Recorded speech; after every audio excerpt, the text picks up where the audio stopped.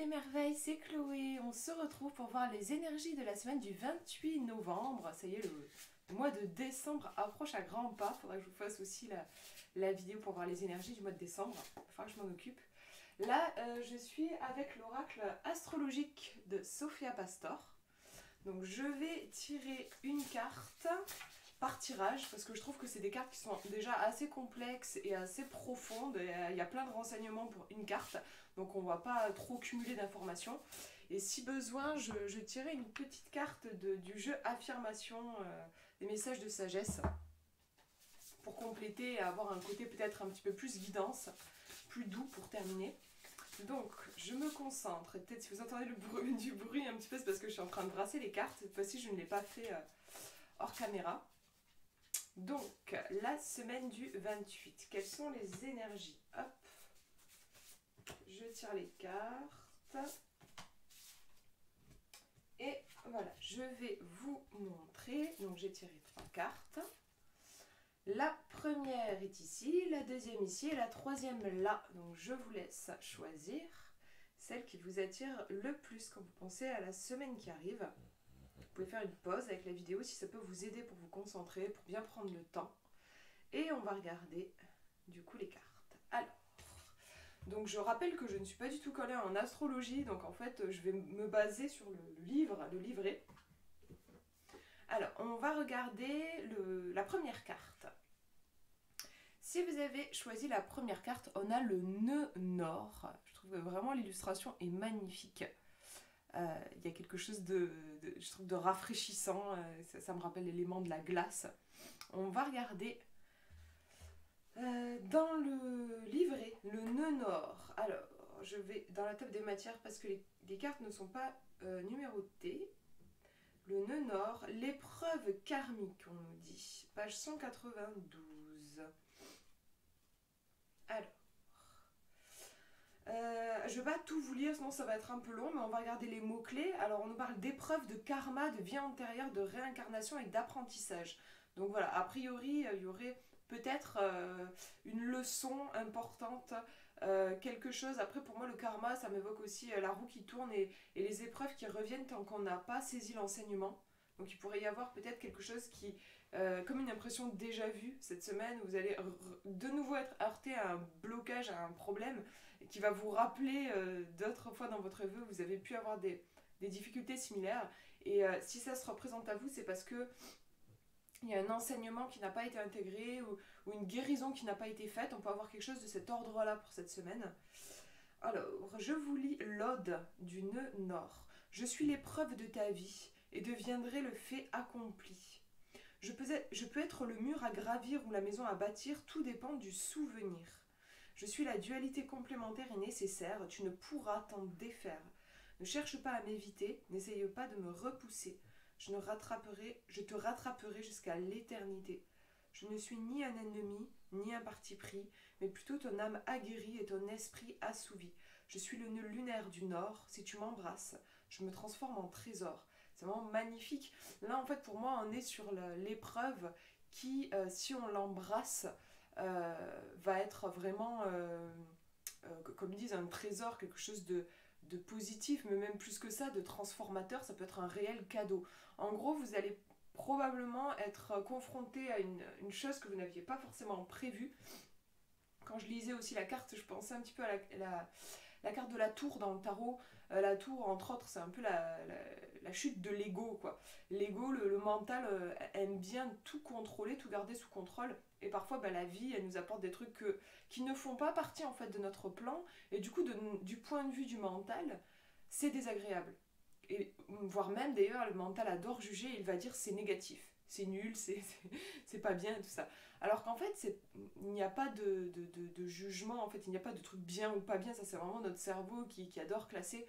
C'est juste que ça ne rentrait pas dans notre plan. Et c'est pas forcément négatif, même au contraire, ça fait du bien un petit peu de sortir de ses ornières et de sa routine, parce que c'est la vie, en fait, elle est en dehors de ce cadre bien foutu qu'on a mis dans notre petit cerveau. Donc là, ouais, ça m'évoque peut-être quelque chose qui va se passer dans cette semaine que vous n'aviez pas prévu, qui ne fera pas partie de vos plans, et vous aurez le choix. On a toujours le choix.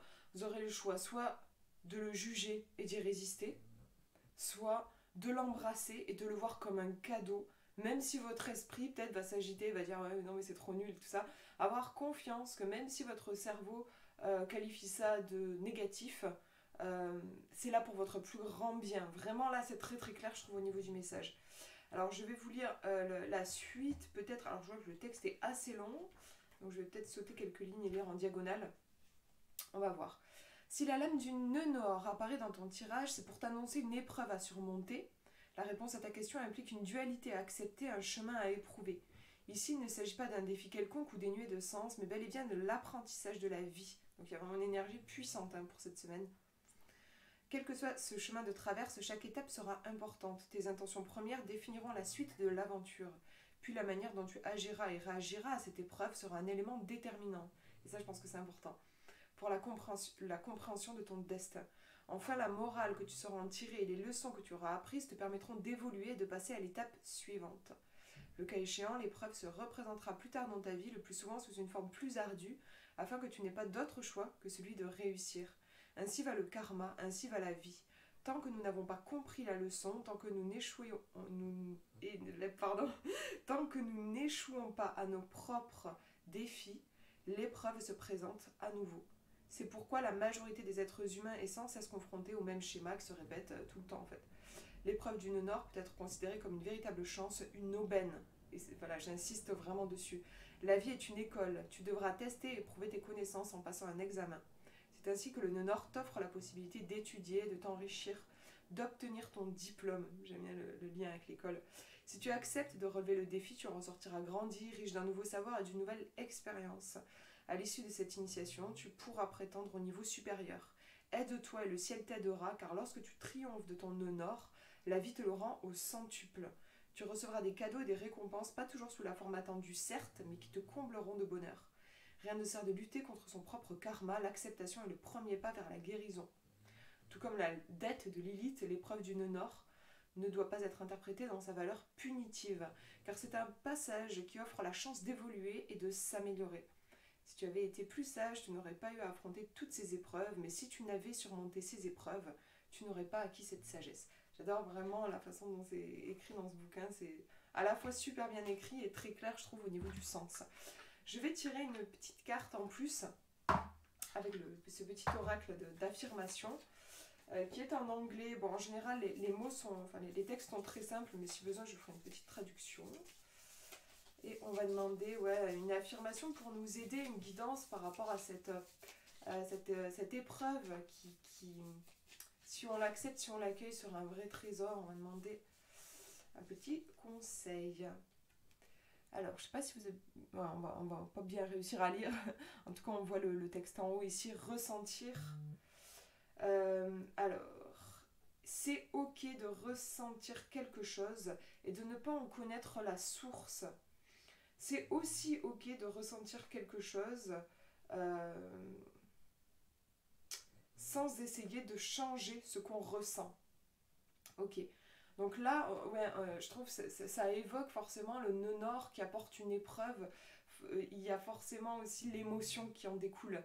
On est chamboulé. Quand la vie nous apporte des choses qu'on n'a pas prévues, on est chamboulé émotionnellement, c'est normal. Et donc là, cette petite carte, elle vous dit en gros, laissez-vous traverser. Laissez-vous traverser donc autant par l'épreuve que par les émotions que l'épreuve va faire ressortir. Ça fait aussi partie de la guérison en fait, les émotions qui ressortent, tout ça en fait c'est le processus de guérison.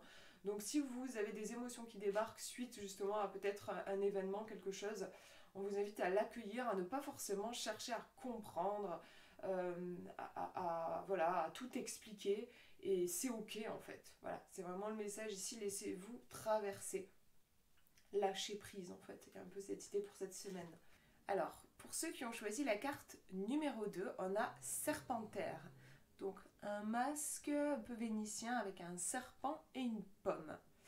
Au niveau des symboles, alors on va regarder dans le livret ce qu'on nous dit sur cette carte. Donc Serpentaire, l'alchimiste, page 42. Donc l'alchimiste, déjà on peut supposer qu'il y a des énergies peut-être qui auront besoin d'être transmutées. Alors en mots-clés pour cette semaine, Vous avez médecine, guérison, connaissance, sagesse, alchimie, pouvoir et don. Je suis l'intuitif guérisseur, le médecin de la nouvelle heure. Le fruit de la connaissance m'a fait don de la chance. Ainsi je perçois à travers ton essence. Quand ma sagesse prime sur le droit d'aînesse, je ressuscite les créatures de ton espèce. Mon savoir devient un miroir qui reflète les couloirs de ton histoire. Je défie les lois universelles et prévaux à l'attraction du ciel. Je suis le thérapeute humaniste, l'alchimiste idéaliste. Je vais tourner la page parce que je ne vais pas tout vous lire, mais on va regarder d'autres infos. La question du serpentaire, es-tu prêt à goûter aux fruits défendus de la connaissance? C'est pour ça en fait que au début je ne comprenais pas pourquoi on avait une pomme et un serpent qui moi m'évoquait en fait en symbole traditionnellement dans les oracles. Si vous avez un serpent et une pomme, ça va être la trahison, la jalousie, ce genre de choses. Et là ouais en fait c'est une représentation de la connaissance. Est-ce que je peux vous dire d'autres choses? Je regarde. On est vraiment ici en lien avec la guérison. Hein. À la fois, alors, je vais essayer de faire une interprétation intuitive au niveau de ce que je ressens. Il y a une guérison, mais une guérison qui passe par, en fait, cet aspect de la connaissance. Peut-être besoin de comprendre certaines choses, de mettre des mots sur certaines choses, de clarifier certaines choses pour apporter entre guillemets de la guérison. Alors là je vais vraiment élargir l'interprétation. Pour moi en fait quand il y a un problème de santé, c'est que l'énergie ne circule pas entre guillemets correctement, il y a un nœud en fait. La guérison, quand ça y est on est guéri, en fait c'est que le nœud s'est défait et l'énergie peut à nouveau circuler librement. C'est une histoire de circulation d'énergie finalement en fait, la santé. Et d'ailleurs, quand on vit par exemple un choc, un traumatisme, quand on bloque des émotions, eh ben, c'est là justement qu'il y a des blocages qui se font comme des nœuds énergétiques, ce qui crée ensuite des symptômes et potentiellement aussi des maladies. Donc là, pour élargir au niveau de cette semaine, comme on nous parle aussi de connaissances, j'ai l'impression que vous allez avoir besoin peut-être d'éclaircir certaines choses. C'est une carte qui vous pousse à la curiosité, à aller chercher des informations, que ce soit dans des bouquins ou en demandant à des gens expérimentés. Ou voilà, en tout cas, il y a besoin de connaissances, de mieux comprendre les choses. Le fait d'aller chercher des ingrédients à droite à gauche, ça va vous permettre d'avoir une meilleure compréhension, plus de lucidité, et ça permettra de faire davantage circuler l'énergie. Donc là, je m'éloigne de la signification de la guérison dans le sens santé, mais juste par rapport à votre semaine, pour que l'énergie circule, donc en gros pour que vous vous sentiez bien en fait. Il va y avoir peut-être besoin, oui, d'aller chercher à droite à gauche différentes informations. Être curieux, pour moi ici, c'est le conseil pour cette semaine. Je vais tirer une petite carte de l'oracle affirmation pour avoir un petit message supplémentaire par rapport au serpentaire. C'est vrai que je regarde, du coup là, en parlant, je regardais la carte et il y a un masque. Donc il y a l'histoire en fait de quelque chose qui est caché, qui a besoin d'être révélé par la connaissance en fait, pour cette semaine. Si par exemple, à un moment donné cette semaine, vous avez l'impression que quelqu'un vous cache quelque chose, c'est probable. Avec cette carte-là, voilà, si des fois on a une intuition qu'on ne nous dit pas tout, par exemple, cette carte-là vous montre en effet qu'il y a potentiellement des choses qui sont cachées et il va falloir chercher l'information. Tout n'est pas dit. Par exemple, dans un tirage relationnel, ça serait clairement ça le message ici. Donc on va regarder un conseil. Hop. Et on nous dit be still. Alors je vais vous faire une traduction. J'ai mon petit portable à côté de moi, comme ça je suis sûre de ne pas dire de bêtises.